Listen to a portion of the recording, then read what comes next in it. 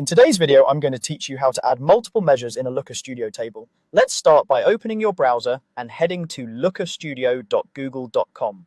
This is where all your reports live. If you're not already signed in, go ahead and sign in so you can access your work.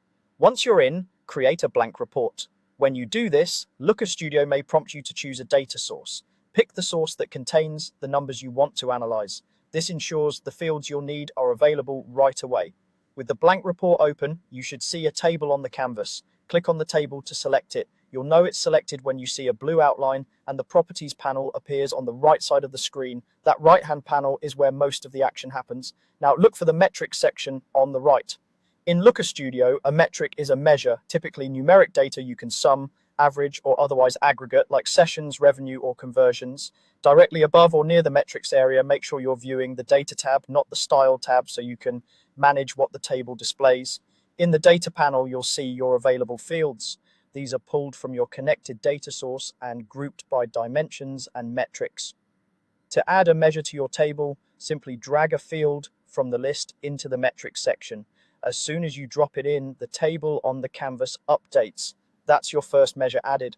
To include multiple measures, repeat that same drag and drop action with additional fields. Each field you add becomes a new column in the table. If the default aggregation isn't what you expect, for example, it's set to sum and you need average, you can click the metric in the panel and adjust its aggregation. You can also rename the displayed label to make the column titles clearer for your audience.